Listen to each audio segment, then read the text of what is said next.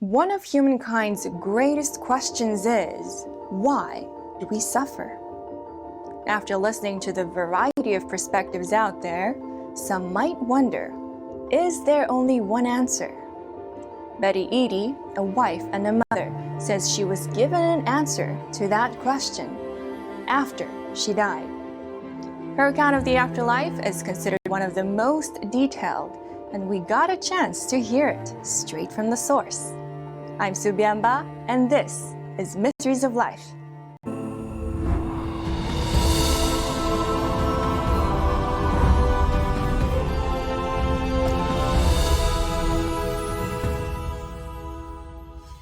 Hearing about Betty Eadie's childhood life and struggles can stir the soul. Racism, discrimination, and even the death of her baby girl. Betty's been through a lot, but in a sense, you could say she's transformed the bad into the good. Her near-death experience has been heard by millions, inspiring an uncountable number of people since 1992, the year her book, Embraced by the Light, was published. You have one of the most detailed accounts of near-death experiences, but before we dive into that, could you please tell us about yourself before the near-death experience, in terms of your faith, your family, and your spiritual values and beliefs? I was raised in a Catholic boarding school from the age of 4. It was Native American, back in around 1946 then, I guess, 7. They were taking the Indian children out of homes and placing them in schools to educate them. You know, not in the education that you would think that they took them for, but to educate them so that they could be more European in their thinking and ways. We were not allowed to speak our language. We were not allowed to worship in a spiritual manner, in which the Native people did worship at that time. But I was only 4. And all I knew, you know, coming from that perspective, is that I was taken from my parents. Betty was one of estimated tens of thousands whom the U.S. government tried to, quote, civilize. Between the 19th and 20th century, the federal government would forcibly take Native children away from their families, sending them to Indian boarding schools, some operated by the government, others by churches. Children were also sent voluntarily by their families, among the reasons why they could be housed and fed at these sites. Through re-education and discipline, Native culture was suppressed. Their hairstyles, their languages, their spiritual beliefs, it was all prohibited or discouraged. To the school system, Western and Christian culture would have to be the new Native way. That, to me, created a lot of my insecurities, being very timid, also not trusting other people. I had all kinds of things that a psychiatrist or psychologist would deem, I don't know, something that I'd have to spend years and years and years in psychiatric treatment, actually. I had a lot of built-up anger. I didn't express it because I was too timid. As I grew up and continued in these Indian boarding schools. So went on from that. I married very young, when I was 15. I married the boy next door just to get away from my environment.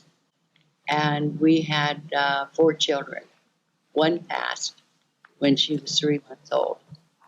We ended up getting a divorce, which I later learned that if the child passes, chances are the marriage will fail as well. Because it hurts so much that you just don't know what to do with it. I remarried, and all this time, not really belonging to church or even believing in God. I just didn't trust that there could be a God that would condemn the Indian people or any person to hell because of their race. And yet that's what I was taught in the boarding schools, that part Native American, part Irish, and they said I was the worst of the lot. Although she did not believe in God, Betty said she did want to believe in him, but couldn't find him. She would eventually remarry, having 3 more kids. And at the age of 31, heeding the advice of her doctor, she got a hysterectomy, a surgery that would trigger one of the most consequential events of her life. Could you walk us through that day? What exactly happened? Where were you? My husband took me into the hospital, and I was frightened. I'd never been in a hospital for surgery before, and just having my babies, and that was, it wasn't all that bad. But to go in and know that I'd be cut on, yes, that was very frightening for me. So we went into the hospital. This was way back when husbands couldn't stay in the room. They had visiting hours from from 2 to 4 or something. And so he had to leave, and I was so frightened because I thought, if I die, I'm sure to go straight to hell because I'm Indian and I am Irish. And God doesn't want anyone of us with him. So that was very frightening. Well, during the surgery, I bled, and they were able to stop that. Then laying in bed after recovery and returned to my regular room from the recovery room, I don't remember too much of being placed in the bed, except for that I don't know. I had the best way to describe it is a feeling of foreboding. I just felt like something wasn't right. Something was going to happen. And it was, I tried to call my husband, and I did talk to him, and I told him about my feelings. He comforted me. Then I went on to sleep that night, only to be awakened just hours after. It was around 9:30. And I felt myself dying. I know that when I die again, I will know what that feeling is, because it's very distinct. It's very different. It's your body shutting down. And in my case, it began to shut down from my feet up. And I could feel my legs dying.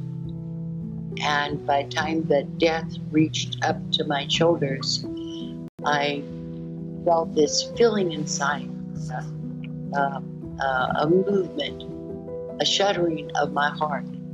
And then that was it. I was gone. Besides the feeling of dying, which was, like I say, it's a very distinct feeling. Then this movement in my chest, and then there was like a pop, and I came up out of my body, and I just rose right up to the ceiling and pancaked my body, looking down from the ceiling of the hospital. Now, I had worked in hospitals before when I was studying to become a nurse. I know what a dead person looks like. So I came down close to take a closer look at myself. And I thought, oh my God, I'm dead. I just became very frightened at that moment. But as each moment passed, and it passed very quickly, it's like waking up from amnesia. And I've been around people who have come out of amnesia, and so that's how I relate to this sudden awareness. 3 ancient men with brown robes and golden belts around them. One had a hood up, and they appeared by the side of my bed, and they told me that they had always known me. Always had known me through the eternities.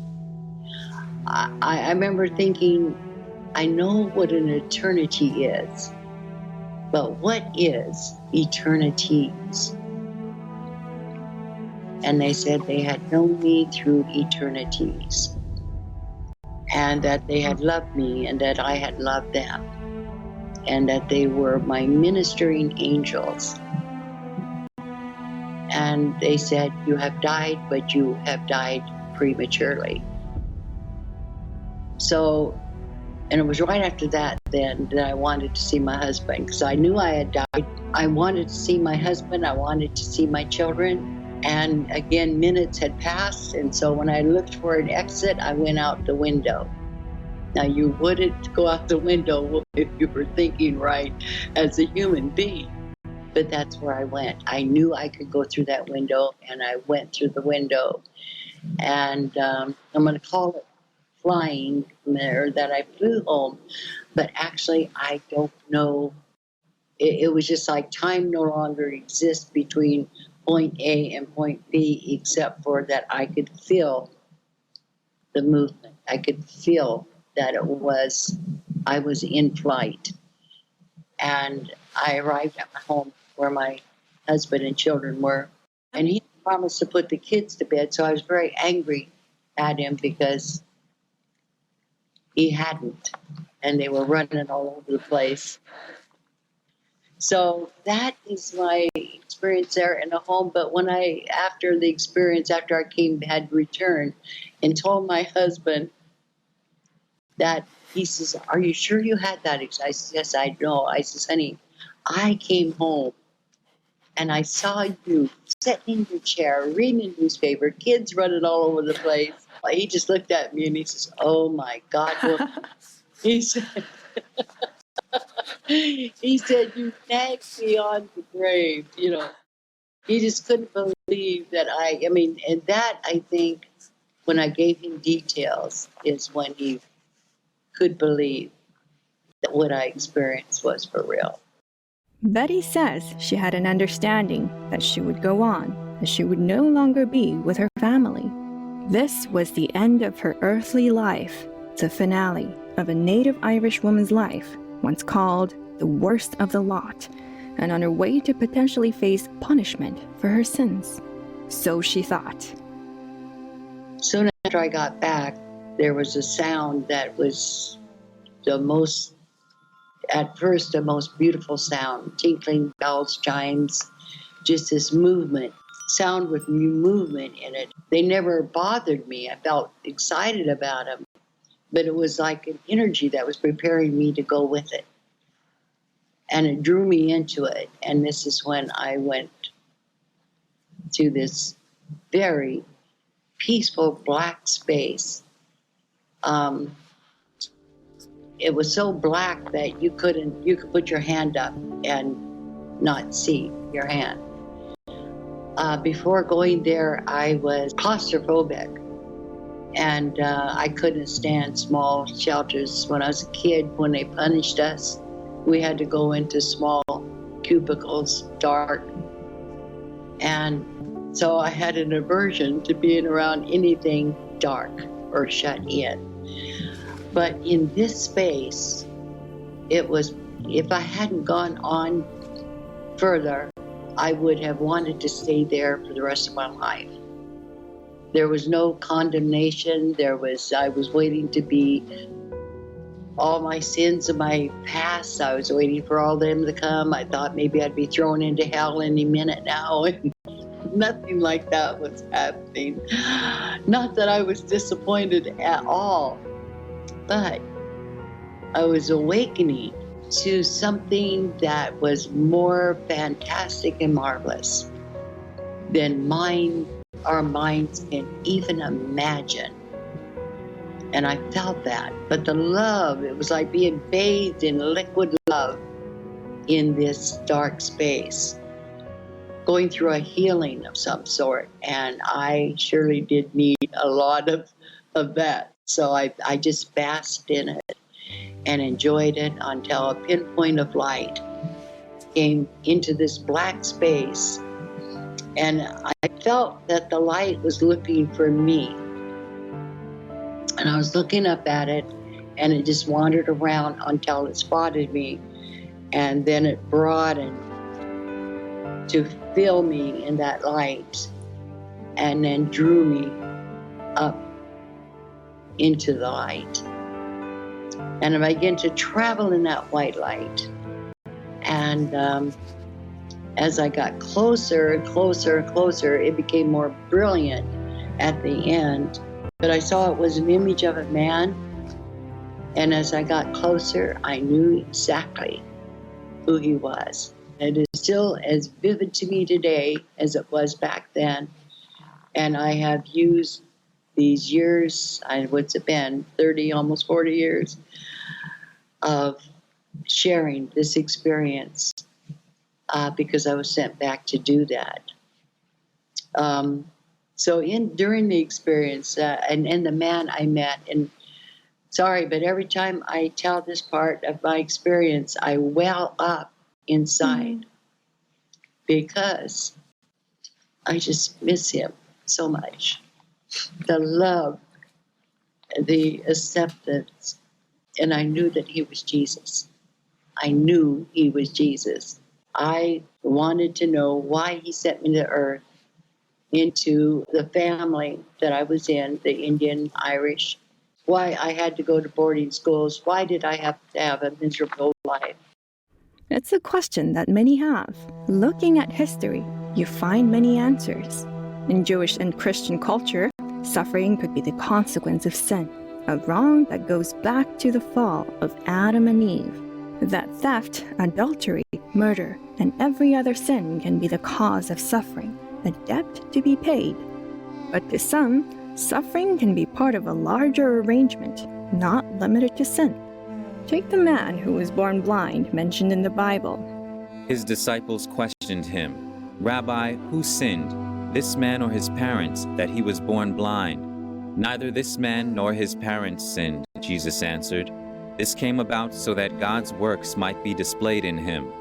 In Buddhist schools, including religious and non-religious practices, suffering is said to be the result of karma. This leads to birth, old age, illness, and death. But here, suffering can also be understood as being part of a larger plan. The founder of Falun Gong, a Buddha school cultivation practice, gives a view of that plan in a recent article called How Humankind Came to Be. All of the madness now unfolding in the world was planned as such for the final phase by divine beings. Their goal was to test the lives here and see whether they were worthy of salvation, and give them a chance to, in the process, work off their sins and karma while going through difficult things. And all of this was done so that people could be saved and gain deliverance back to heaven. It's been suggested in cultures around the world that our future is subject to forces beyond our control. If that were the case, then what is under our control? The story of Eva Kor, a Holocaust survivor, gives a perspective on this issue. At just 10 years old, Kor and her twin were abducted by Nazis, taken to the Auschwitz concentration camp, and became human guinea pigs in Joseph Mengele's deadly experiments. Kor says they would be naked for hours, 3 times a week, as the Nazis studied them. At other times, their blood would be drawn, and they would be given injections, potentially with drugs and pathogens. Miraculously, they were eventually liberated by the Soviets, but their parents and 2 siblings had died in Auschwitz. Despite it all, Kor made a decision that sent shockwaves in the Jewish community. She made a declaration of amnesty, saying that she forgave the Nazis for everything they did. She couldn't change her tragic past, but found that forgiveness, what was in her control, had set her free from the grip of pain and hate. After signing the declaration, she said, "I was no longer a victim of Auschwitz. I was no longer a prisoner of my tragic past. I was finally free." More than tens of millions have heard her story. In 2019, during an annual trip to Auschwitz, Eva Kor passed away at 85. Betty says Jesus spoke to her of forgiveness as well, as he revealed why she had what Betty called a miserable life.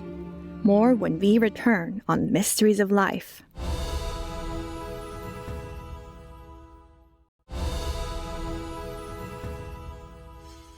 Betty says Jesus told her that her suffering is the result of a decision she made in her past. He said, because you selected that. You, as a spirit being in heaven, had grown to such wisdom that you wanted that challenge, that you were strong enough to endure that. And he said, in everything that you learned there, every experience that you draw to yourself is a learning experience, a learning curve that will grow your spirit so that when you return here, you will be greater than you were before you went there. Greater. Even the angels did not select to come here. They weren't prepared to come here. They didn't have the growth that every mortal being had in heaven. And each one of us took on the challenges that we knew we needed to have in order to grow and to acquire the greater attributes like God.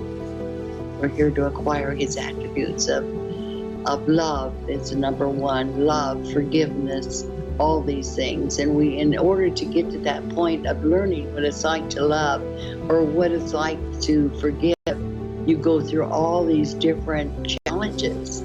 Some things are just almost unforgivable.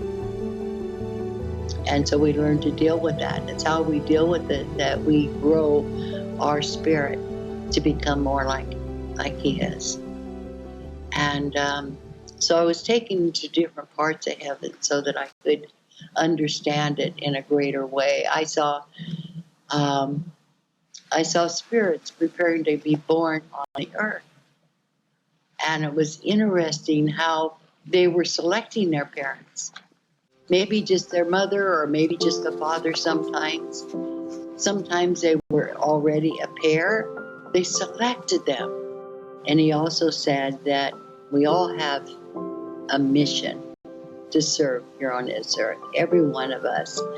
It doesn't have to be grand or grandiose or anything like that. It could be just simply meeting someone and helping them along their path. So there's no way of saying whose mission is greater than another. So we just can't judge. We can walk down the street and see a drunken old bum. And they did show me this drunken bum's spirit. They took his spirit out of his body, and I was humiliated by the contrast of his spirit versus mine. My mission, I believe, was to serve God by writing Embraced by the Light. Otherwise, why would he take me into heaven, give me all of this insight, and then tell me I needed to come back, and then later telling me to write Embraced by the Light? I still feel compelled to share Embraced by the Light in all that I was taught there or remembered with whomever will listen. It doesn't matter to me, because every soul is powerful. Every soul is deserving. And so you just learn to love them all. And that is what Jesus said to me when he returned me back to earth. He said, above all else, love one another. And if you can do that, all else will be fine. That native Irish girl, once condemned to hell, the worst of the lot as she was called, grew up, met Jesus, and published a bestseller, inspiring millions. After hearing that message from heaven, Betty transformed her understanding of the pain she had suffered in life. To Betty, those bitter experiences, including death, were part of a larger plan, crafted by none other than herself. It's been great having you with us, and we hope to see you next time on Mysteries of Life.